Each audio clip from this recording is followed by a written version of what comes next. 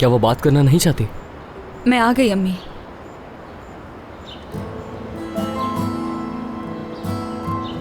मैं जरा नाश्ता बना लूं।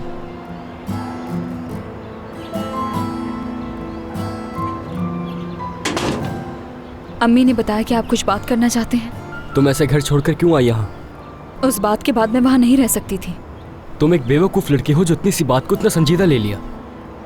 तुम्हारे घर वालों ने उस बात पर यकीन कर लिया था, तो मुझे यही लगा कि वहां पर ज्यादा रुकना मेरे लिए ठीक नहीं होगा।